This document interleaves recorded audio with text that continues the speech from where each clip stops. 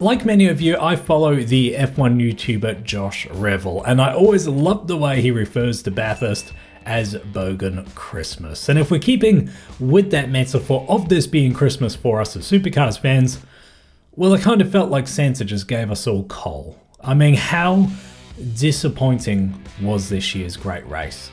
I am honestly speechless at the lack of entertainment. And you guys know me, I'm a huge Supercars fan. It's why this channel exists. I really do love the sport, and I still do love the sport, but I feel so deflated after this year's great race. So today, we're going to talk about it in one of my more unscripted videos. Firstly, I do want to celebrate the winners, then we'll spend a big chunk of time talking about the disappointment of this year's great race, and finally finish up, as always, looking at some of your thoughts as well. All right, let's kick off by paying tribute to the victors. I mean, what a result for Brodie Kostecki and Todd Hazelwood. For Brodie, he's had an incredible 12 months. He was the 23 Supercars champion. Even during that championship year, though, with his dominant form and the speed of those Erebus machines, they weren't able to defeat Red Bull at Bathurst.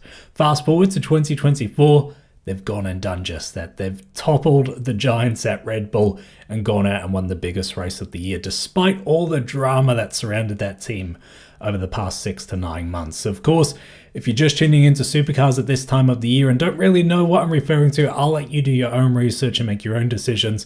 But when you do look at the journey they've been on and the ups and downs over recent times, it is a huge comeback from everybody involved. It's equally as an impressive story for Todd Hazelwood. I mean, he was a Supercars main game driver, found himself without a seat recently. It felt like his Supercars career had just run out of steam, but he dug in, he found himself a good co-drive with Kostecki, and again, he's gone out there this weekend and executed to perfection with a lot of speed actually on track. It was a very impressive drive.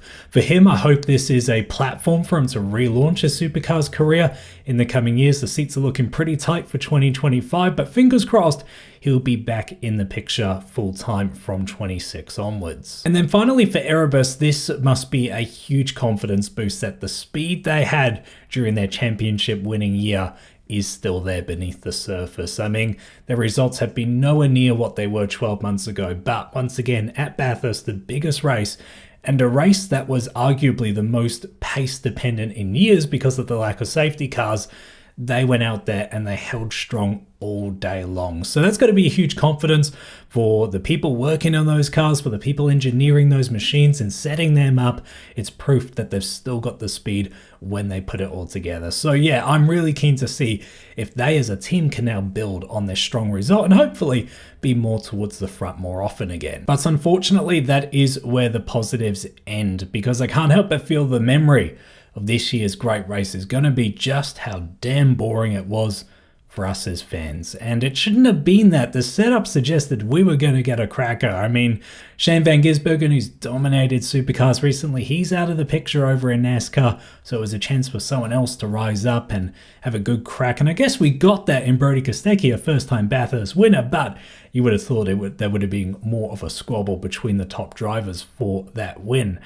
And then, of course, we're back on the hard tyre, which we attributed as a reason why Bathurst maybe didn't deliver last year, being on the softs. And then throughout practice and qualifying, we had so many incidents and abnormalities that suggested it was just going to be one of those magical Bathurst weekends. And maybe we overhyped it, but I can't help but feel that the Sunday, objectively speaking, was just a terrible and boring race. We had next to nothing happen. Not only were there very few incidents and safety cars, which I always do enjoy. I enjoy a safety car, never want to see someone get hurt, but I love the fact that safety cars can throw a race into chaos at a moment's notice. But safety cars aside, there was just so much minimal door-to-door action. Of course, we had that great race up front. It was a good, hard race, a very fair race in the end that really came down to the skill of the drivers and the speed of the cars.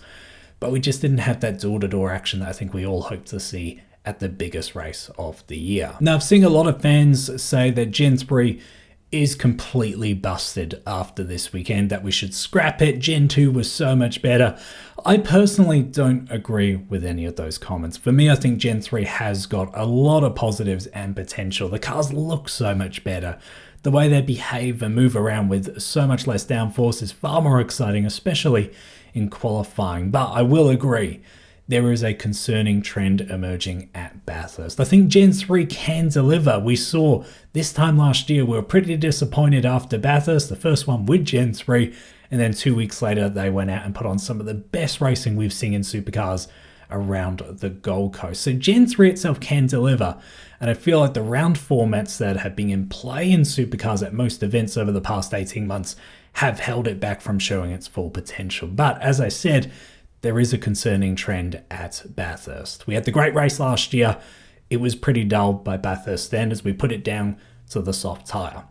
We had the Bathurst Sprint Race Open 2024, and as weird as that event was as a season opener going to Bathurst twice in a single year, the racing itself still was pretty disappointing. And now the great race again, second time running it with Gen 3, we're disappointed yet again. And putting on a show at Bathurst is so important for Supercars. I believe the sport is very similar to IndyCar in a lot of ways, not in terms of the vehicles, of course, but in terms of the championship structure. Both Supercars and IndyCar have one headline events. For Supercars, it's Bathurst. For IndyCar, it's the Indy 500, of course. And at those events, you get so many casual and new and potential fans watch it. And it's so important that they put on a show as a sport to capture their imagination, to capture their investment and interest so that they convert and follow the rest of the championship. I know IndyCar, the fans in that sport, a bit like Supercars, some people love its current state, some people hate it. But as an outsider, I feel like IndyCar nearly always delivers at their big event, the Indy 500. When it comes to Supercars though, since the start of Gen 3, it's hard to argue the same. For me, I think the things to be optimistic about, hopefully looking to next year, is obviously the new Dunlop tyre that's coming in at all rounds of the championship. The drivers seem pretty excited about the impact that should have on the racing in terms of improving it. I think the thing that can be improved is allowing the teams to have choice again on the driver strategy. Allowing the co-drivers to start the race if they choose could help mix things up, because then you've got the pace difference between the primary drivers and the co-drivers on track more or less at the same time. There's a good bit of mix there that can result in some more door-to-door action. Now, I know I'm backflipping on what I said at Sandown. I actually like the primary drivers being in the cars at the start of the Sandown 500 because I feel like they were less cautious than the co-drivers. We had a lot more entertainment and excitement in those opening laps. At Bathurst, however, they were just as cautious as the co-drivers once they got past lap 1. And I mean, who can blame them? It's a long race. But yeah, I think the variety and the mix-up between primary and co-drivers is definitely something they need to make sure they bring back. And then I think the final thing they should really target is getting more cars on the grid, and at the same time, more wildcards especially. We know there are financial realities in the sport that means we can't have 30 car grids. Those days, unfortunately, do seem to be behind us. But I was surprised at how few wildcard entries there were this year, which means there's less unique storylines to follow. And the reality is often the wildcards are the ones that make the mistakes. We saw that with the charter car this weekend at Bathurst. They can be the ones sometimes to trigger moments and incidents that can shake up the race for the rest of the field. All right, I'm going to leave my ranting there. Let's finish up with some of your thoughts. First one here from Mick D saying the best part was the F35 flyover, amazing machines.